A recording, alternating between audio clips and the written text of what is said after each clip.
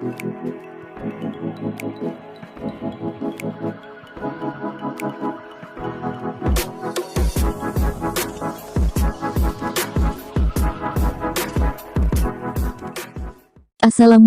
warahmatullahi wabarakatuh. Halo semuanya, selamat datang di channel kami, channel yang membahas seputar informasi honorer, PPPK, dan CPNS. Pada kesempatan kali ini kami akan memberikan informasi terkait Menteri PANRB terbitkan SE minta instansi tetap alokasikan pembiayaan non-ASN.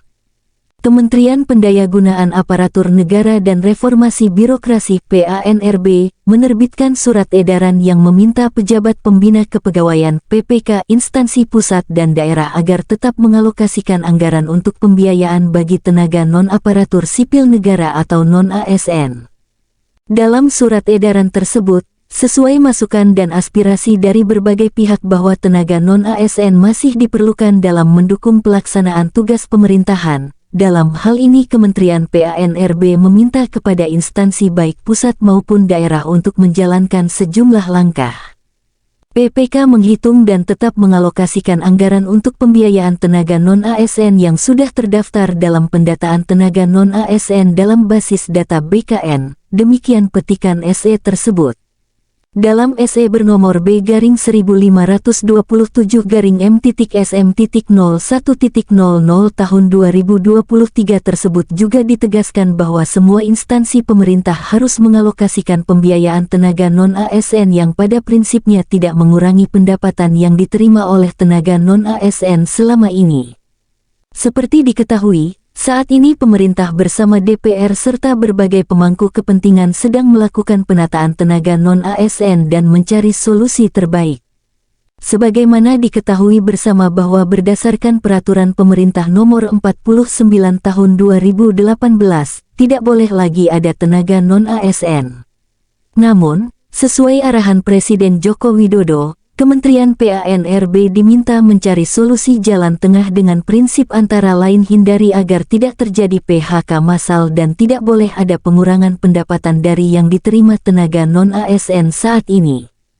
Jumlah tenaga non-ASN sendiri saat ini di Pangkalan Data Badan Kepegawaian Negara (BKN) mencapai 2,3 juta orang dari seluruh Indonesia. Data tersebut diaudit Badan Pengawasan Keuangan dan Pembangunan (BPKP) agar valid karena pada beberapa sampel ditemukan data yang tidak sesuai kondisi di lapangan.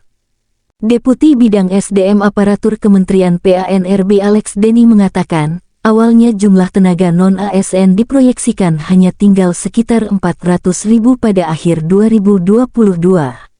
Ternyata begitu didata jumlahnya mencapai 2,3 juta dengan mayoritas ada di pemerintah daerah. Dengan kondisi tersebut, sesuai arahan Presiden Jokowi, kami mencari jalan tengah, jangan ada PHK massal. Coba bayangkan 2,3 juta tenaga non-ASN tidak boleh lagi bekerja per akhir November tahun 2023. Maka 2,3 juta non-ASN ini kita amankan dulu agar bisa terus bekerja, ujarnya. Sehingga, lanjut Alex, beragam opsi dirumuskan. Skema-skemanya sedang dirumuskan bersama. Yang sudah final adalah kesepakatan tidak boleh ada PHK. Bagaimana skemanya? Itu sedang dirumuskan dengan memperhatikan masukan berbagai pihak, jelas Alex. Alex menambahkan, pedoman lain yang harus ditaati adalah memastikan pendapatan non-ASN tidak boleh berkurang dari yang diterima saat ini. Itu harus jadi pedoman, tidak boleh ada pengurangan pendapatan, ujarnya. Pemerintah, lanjut dia, juga terus menjalankan rekrutmen ASN setiap tahunnya dengan memperhitungkan kapasitas fiskal yang dimiliki. Sebagai contoh, tahun 2023, pemerintah membuka rekrutmen sekitar 1,03 juta ASN yang prosesnya dimulai berkisar bulan September tahun 2023.